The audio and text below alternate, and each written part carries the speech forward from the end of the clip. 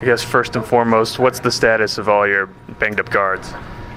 CJ Miles is questionable with upper respiratory infection. George Hill is probable, and Ty Lawson is questionable also. Ty, how has he come along, and not just on a basketball level, but sort of gelling with the guys, getting more comfortable with the guys? Yeah, I think, from what you've seen, I think the guys have embraced him, and they know what he's capable of. Once he gets healthy, and I think he's getting a little further each day.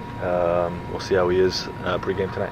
Have the training staff told you to sort of adjust? I know there was some concern that when you practiced, I guess last week, that you felt a little bit of soreness and you pulled him. Has the training staff sort of instructed you to treat him a little differently in terms of practices so far? Not differently than any other player that would be hurt. We just gotta monitor it throughout. Yeah, try to heal it up each day, and hopefully each day feels a little better to the point where he feels comfortable he can play.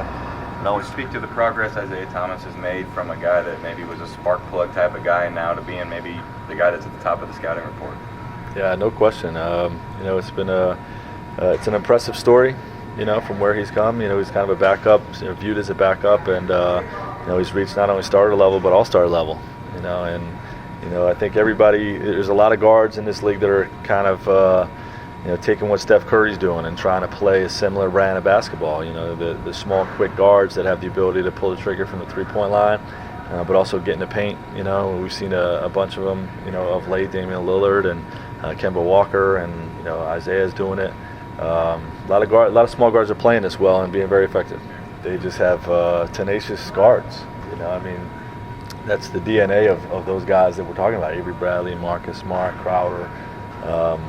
They're in-your-face guys, and they've got great speed off the basketball, to shoot gaps for steals.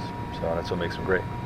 It always seems like the season's so long at the beginning, but now you start seeing, okay, the finish line's ahead. I know every game is important, but do you feel that urgency now about, hey, okay, we're really jockeying and starting to lock in here in position? Yeah, no question. And obviously you got two teams behind us, Detroit and Chicago, that are playing really well. And a couple teams ahead of us that are playing really well, and everybody's kind of raising their level, as we're down to the stretch run, and we got to do the same. Good timing. You were kicked out of the building basically for a couple of weeks, but now 5 at home during this crucial run doesn't guarantee anything, but it's nice to have that kind of routine, isn't it? Yeah, no question. If you're home, you're typically rested a little bit more, you're a little more comfortable in your own surroundings, and like you said, it doesn't guarantee anything, but certainly having 11 of our final 16 at home is should bode in our favor.